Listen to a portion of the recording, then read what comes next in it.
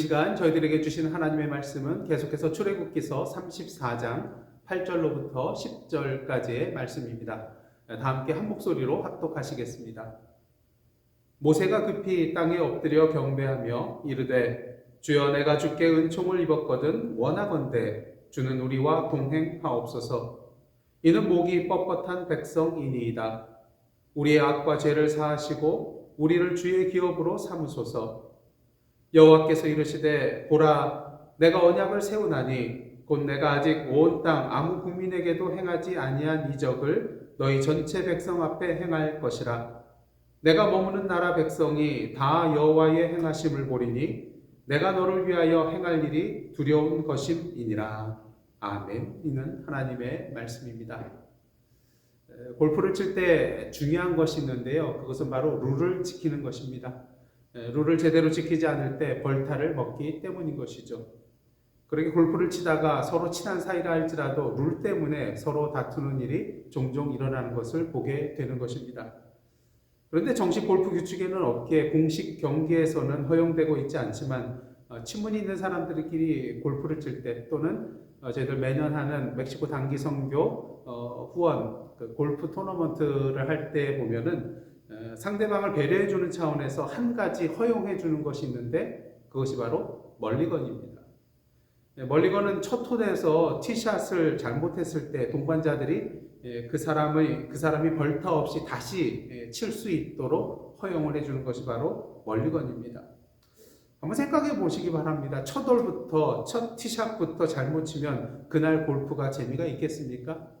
그렇기 때문에 몸이 제대로 풀리지 않았다고 판단하여 그 사람이 그날 골프를 즐길 수 있도록 즐겁게 잘 칠 수 있도록 다시 티샷을 허용해 주는 것이 바로 멀리건입니다. 특히 한국에서는 골퍼들 사이에서 첫 홀에서 한 명만 파를 해도 동반자 모두에게 파를 적어주는 그런 전통이 있다고 합니다. 한 사람만 잘해도 모두에게 파를 줌으로써 다 같이 기분 좋게 골프를 시작을 하자는 것이죠. 그러게 우스갯소리로 이에 대해서 일파만파라고 말한다고 합니다. 한 사람만 파를 해도 다른 모든 사람들이 파가 된다는 것이죠. 근데 여러분, 첫 홀 티샷을 다시 칠 수 있도록 해주는 이 멀리건은 동반자들이 주는 것입니다. 다시 말해서 잘못 친 사람 그 당사자가 동반자들에게 허락받지도 않고 나 다시 칠게 하고 멀리건을 행사를 한다면 이것은 허용되지 않는다는 것이죠. 그렇게 멀리건이라는 것은 한마디로 은혜입니다. 내가 다시 칠 수 있는 자격이 없음에도 불구하고 그 자격을 다시 부여받은 것이기 때문인 것이죠. 오늘 본문 말씀을 보시면 이러한 멀리건의 은혜와는 비교할 수 없는 엄청난 은혜를 이스라엘 백성들이 누리게 되는 것을 보게 됩니다. 하나님께서 이스라엘 백성과 다시 언약을 세워주셨기 때문인 것이죠. 출애굽기 24장을 보시면 하나님께서 이스라엘 백성과 피의 언약을 맺으시는 것을 보게 됩니다.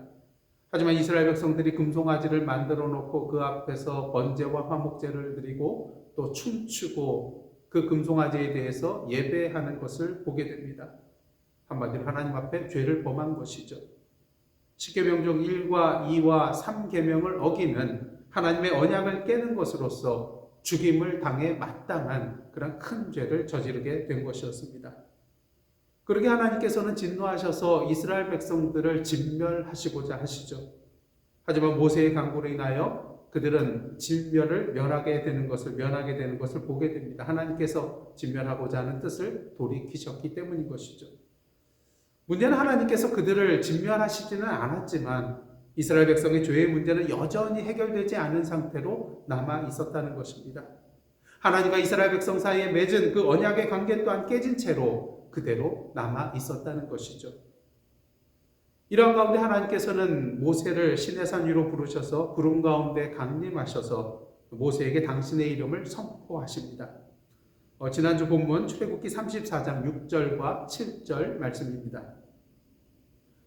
여호와께서 그의 앞으로 지나시며 선포하시되 여호와라 여호와라 자비롭고 은혜롭고 노하기를 더디하고 인자와 진실이 많은 하나님이라.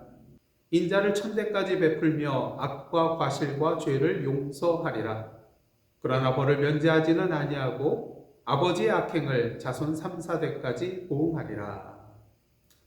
이에 모세는 급히 땅에 엎드려서 여호와께 간구합니다. 오늘 보면 9절 말씀입니다. 이르되 주여 내가 주께 은총을 입었거든 원하건대 주는 우리와 동행하옵소서. 이는 목이 뻣뻣한 백성이니이다. 우리의 악과 죄를 사하시고 우리를 주의 기업으로 삼으소서. 이스라엘 백성의 죄를 용서해 주시고 다시 그들을 주의 기업으로 삼고 그들과 동행해 달라는 간구였던 것입니다. 만약 여러분이 하나님이시라면 이러한 모세의 간구에 대해서 어떻게 응답하시겠습니까? 하나님을 향하여 여호와의 모든 말씀을 우리가 준행하겠노라고 호언장담하며 큰 소리로 외쳤던 이스라엘 백성입니다. 하지만 어떻습니까?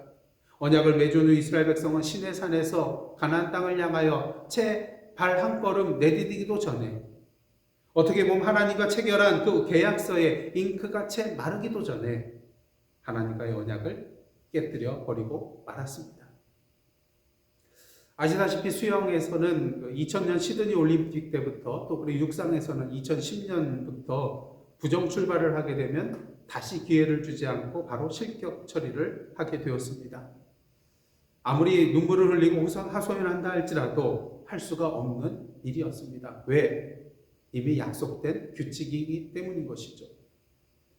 그런 의미에서 이스라엘 백성은 이미 하나님과의 언약을 깨뜨려 버렸기 때문에 하나님께서 그들을 실격 처리하셔서 하나님의 백성으로의 자격을 박탈하고 그들을 진멸하신다 할지라도 이스라엘 백성들은 할 말이 없게 되는 것입니다.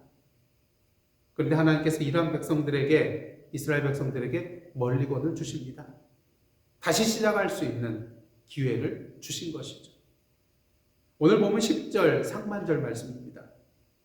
여호와께서 이르시되 보라 내가 언약을 세우나니, 하나님께서 말씀하십니다. 보라 내가 언약을 세우나니. 하나님께서 언약을 세우시는 것이 몇 번째인가요? 첫 번째가 아닙니다. 두 번째입니다. 그런 의미에서 하나님께서 내가 언약을 세우겠다고 말씀하시는 것은 다시 언약을 세우겠다는 그러한 말씀인 것이죠. 그러기에 은혜입니다. 다시 기회를 주시겠다는 것이잖아요. 전에도 말씀드렸다시피 이스라엘 백성이 출애굽을 하게 된 것은요, 그들이 하나님 앞에 무엇인가를 행하였기 때문도 아니고 다른 민족보다 선하고 잘나서도 아니고 하나님께서 아브라함과 이삭과 야곱에게 약속하신 바 이미 그들을 당신의 백성으로 삼으셨기 때문인 것입니다. 그러기에 은혜인 것이죠.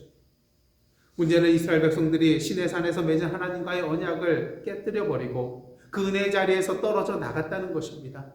용서받지 못할 저주와 심판과 멸망의 자리로 나아갔다는 것이죠. 그런데 하나님께서 이러한 이스라엘 백성들을 향하여 다시 언약을 세우시겠다는 것입니다. 이것은 무엇을 의미하는 것일까요? 그들의 죄를 용서해 주시겠다는 것입니다. 다시 기회를 주시겠다는 것입니다. 다시 시작할 수 있도록 하시겠다는 것입니다. 사실 오늘 본문 이후에 나오는 11절로부터 26절까지 그 하나님의 언약의 말씀들이 나오는데요. 이 말씀을 보시면은 전에 첫 번째 언약을 세우실 때의 내용과 별반 차이가 없는 것을 우리가 발견하게 됩니다. 그 내용을 보면 출애굽기 20장 1절로부터 17절에 나오는 십계명, 그리고 21장 1절로부터 23장 19절에 나오는 언약서의 내용을 압축하여 요약한 것처럼 보입니다. 첫 언약 그대로인 것처럼 보입니다. 물론 언약의 내용에 있어서는 큰 차이가 없습니다. 하지만 커다란 한 가지 차이점을 우리가 보게 되는데요. 첫 번째 언약 체결식에서는 이스라엘 백성이 언약의 말씀에 대하여 여호와의 모든 말씀을 우리가 준행하리이다라고 외치는 것을 보게 됩니다. 한마디로 하나님께서 주신 그 언약의 말씀에 동의하고 지켜나가겠다고 사인한 것이었죠. 그런데 하나님께서 다시 언약을 세우시는 출애굽기서 34장을 보시면요, 하나님께서는 이스라엘 백성들의 동의 없이 언약을 세우시는 것을 보게 됩니다. 10절 말씀 다시 한번 보겠습니다. 여호와께서 이르시되 보라 내가 언약을 세우나니 곧 내가 아직 온 땅 아무 국민에게도 행하지 아니한 이적을 너희 전체 백성 앞에 행할 것이라. 내가 머무는 나라 백성이 다 여호와의 행하심을 보리니 내가 너를 위하여 행할 일이 두려운 것임이니라. 그리고 이 말씀 후에 언약의 내용을 말씀해 주는 것을 보게 됩니다. 무엇을 바랍니까? 이스라엘 백성에게 주신 그 언약의 내용에 대하여 이스라엘 백성이 전에 언약을 체결했던 것처럼 여호와의 모든 말씀 우리가 다 준행하리다라고 동의하거나 결단하는 것과는 상관없이 하나님께서 이스라엘 백성 앞에서 이적을 행하시고 이스라엘 백성을 위하여 다른 나라 백성들이 여호와의 행하심을 보게 되는 일을 하시겠다는 것이었습니다. 어떠한 조건도 첨부되어 있지 않은 그러한 언약의 말씀이었던 것이죠. 그러기에 은혜입니다. 우리는 10절 말씀 속에 있는 두 개의 단어를 통하여서요, 이러한 하나님의 은혜의 약속의 말씀이 하나님의 주도적인 의지에서 나온 것임을 분명히 발견하게 됩니다. 10절 말씀 다시 한번 보겠습니다. 여호와께서 이르시되 보라 내가 언약을 세우나니 곧 내가 아직 온 땅 아무 국민에게도 행하지 아니한 이적을 너희 전체 백성 앞에 행할 것이라. 내가 머무는 나라 백성이 다 여호와 행하심을 보리니 내가 너를 위하여 행할 일이 두려운 것임이니라. 잘 보시면 이 구절 속에서 행하다라는 단어가 4번 나오는 것을 보게 됩니다. 그중 첫 번째 행하다에 해당되는 단어는요, 히브리어로 바라라는 그런 단어인데요. 주로 하나님의 절대적 위엄과 창조주의 권능을 보여주는 동사라고 할 수가 있겠습니다. 그 다음 두 번째부터 네 번째 나오는 행하다에 해당되는 단어는 히브리어로 아사라는 그런 단어가 쓰이는데요. 주로 하나님의 의지가 실현되는 상황 속에 쓰이는 동사라고 할 수가 있겠습니다. 물론 때로는 이 두 동사가 서로 동의어처럼 쓰이는 경우도 있기는 하지만 오늘 본문에서 하나님의 행하심에 대하여 이 바라와 아사라는 동사가 사용되었다는 것은요, 이스라엘 향해서 하나님께서 세우신 언약은 창조주 능력의 하나님께서 당신의 강력한 의지를 가지고 실현하시고자 하는 언약이라는 것을 우리에게 보여주고 있다고 할 수가 있겠습니다. 그러기에 우리는 이러한 하나님의 언약에 대하여 그럼에도 불구하고의 은혜라고 말할 수 있게 되는 것입니다. 이 언약은 죄로 인하여 진멸당할 수밖에 없었던 이스라엘의 그 이스라엘 백성들의 어떤 행위나 결단에 기초한 언약이 아니라 하나님께서 주도적으로 세우신 언약이기 때문인 것이죠. 하나님께서 이 땅에 독생자 예수 그리스도를 보내주셔서 우리에게 구원의 길을 열어주시고자 했던 것은 우리가 원해서 그랬던 것도 아니고요. 우리가 어떤 선한 행위를 해서 그런 것도 아니고요. 우리가 하나님의 말씀에 대해서 동의를 했기 때문에도 아닙니다. 하나님께서 우리를 너무나도 사랑하시기에 주도적으로 결정하고 행하시기로 한 것이라는 것이죠. 그러기에 그것이 우리에게 은혜가 되는 것입니다. 그런 의미에서 오늘 하나님께서 이스라엘 백성들을 향하여 다시 언약을 세우시는 것은요, 그 근거가 이스라엘 백성에게 있는 것이 아니라 지난주 말씀과 같이 자비롭고 은혜롭고 노하기를 더디하고 인자와 진실이 많은 하나님의 성품에 근거한 것입니다. 한마디로 은혜인 것이죠. 그러게 이스라엘 백성들이 해야 할 일은 무엇입니까? 이러한 은혜의 자리로 초대받은 자로서 다시 하나님의 백성으로 살아가게 된 그 기회를 붙잡아야만 합니다. 마치 예수를 3번씩이나 부인했던 베드로가 예수께서 주신 그 은혜의 기회를 붙잡고 다시 예수님의 제자의 자리에 설 수 있게 된 것처럼 말이죠. 그렇다면 다시 하나님께서 은혜의 언약을 세워주심으로써 다시 하나님의 백성의 자리에 서게 된 이스라엘 백성이 해야 할 일은 과연 무엇일까요? 이 시간 다 한번 따라해 보시기를 원합니다. 받아쓰기를 잘해야 합니다. 다시 한번요. 받아쓰기를 잘해야 합니다. 출애굽기 34장 27절을 보시면요, 여호와께서 모세에게 너는 이 말들을 기록하라고 말씀하고 계십니다. 사실 출애굽기 24장을 보시면 하나님께서 이스라엘과 첫 언약을 맺으실 때에도 모세가 여호와께서 하신 모든 말씀들을 기록하는 것을 보게 됩니다. 그런데 왜 하나님께서는 모세에게 이 동일한 내용을 기록하라고 말씀하고 계시는 것일까요? 그 이유는 하나, 이 말씀을 절대로 잊어먹지 말라는 것입니다. 여러분 시험 공부할 때 그냥 책 한번 읽어봤다고 시험 공부가 끝나나요? 그렇지 않죠. 계속해서 반복하여 읽고 중요한 것에는 밑줄 치고 하이라이트 하고요. 또 나름대로 정리해서 요약을 하기도 합니다. 그 내용을 온전히 내 것으로 만들기 위해서인 것이죠. 다시 말해서 하나님께서 모세로 하여금 당신의 말씀을 기록하라고 한 것은 그 말씀을 한쪽 귀로 듣고 한쪽 귀로 흘려서는 안 된다는 뜻이 담겨 있다고 할 수가 있겠습니다. 그렇게 신명기 6장에 나오는 쉐마의 내용 중에서요, 6절을 보시면 하나님께서 뭐라고 하십니까? 오늘 내가 내게 명하는 이 말씀을 너는 마음에 새기고. 말씀을 어디에 새기라고요? 예, 마음에 새기라고 말씀하셨습니다.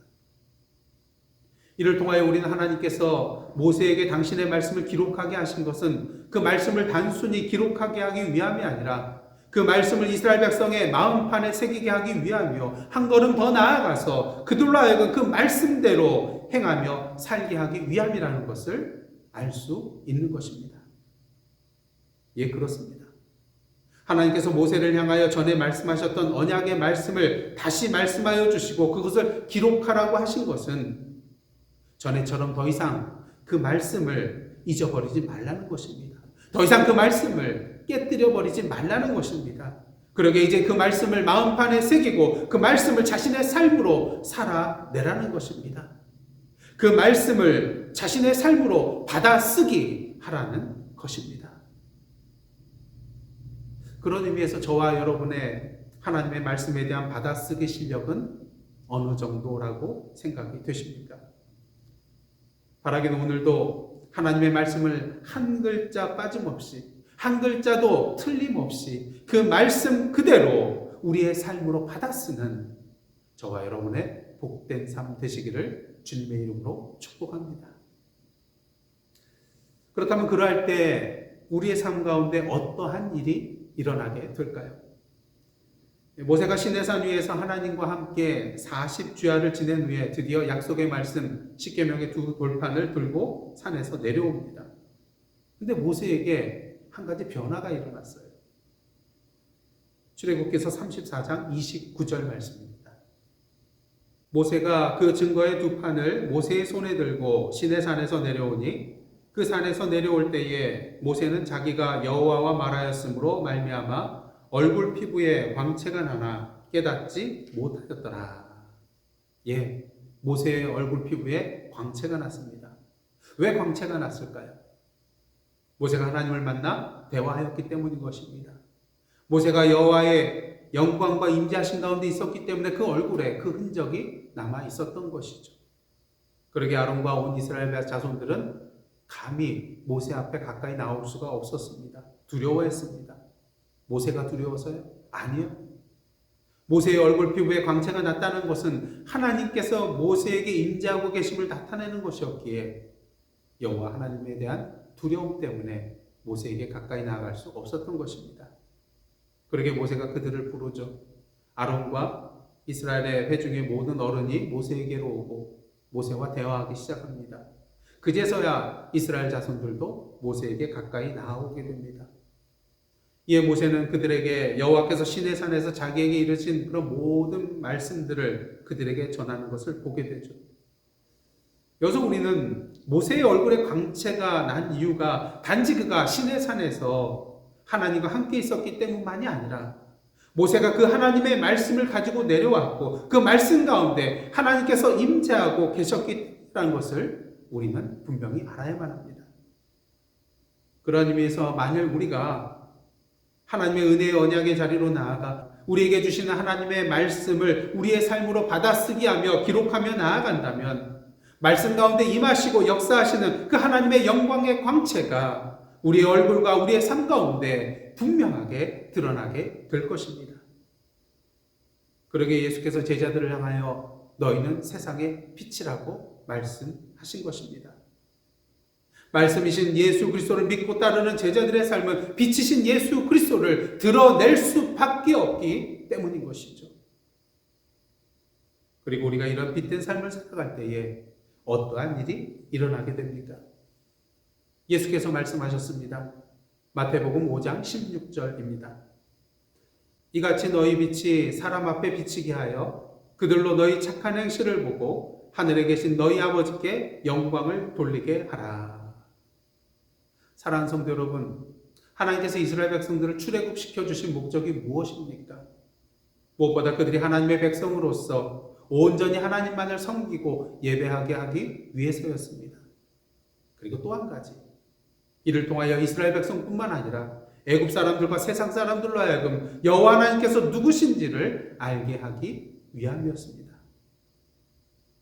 바라기는 오늘도 하나님의 말씀과 명령대로 행하며 살아감을 통하여 그 말씀과 명령 가운데 임하시고 역사하시는 하나님의 능력이 우리의 삶 가운데 환하게 드러나기를 원합니다. 저와 여러분의 삶을 통하여서 하나님의 영광과 광채가 이 세상에 드러나기를 원합니다. 이 시간 한번 옆에 분을 바라보시기를 원합니다. 눈이 부시지 않나요? 만일 아직 그렇지 않다면 다시 시작할 때입니다. 기도하시겠습니다. 하나님, 이스라엘 백성과 같이 연약한 저희들을 사랑하여 주셔서 다시 언약을 세워주시고 다시 기회를 주셔서 예수 그리스도 안에서 다시 하나님의 은혜의 백성, 하나님의 자녀의 자리에 서서 나아갈 수 있도록 인도하여 주시니 감사드립니다. 바라기는 다시 주신 그 주님의 은혜의 기회를 믿음으로 붙잡고 말씀이신 예수 그리스도의 삶을 따라 살아감으로 우리의 삶 가운데 환한 주님의 영광의 빛이 드러나게 하여 주옵소서. 예수님의 이름으로 기도드리옵나이다. 아멘.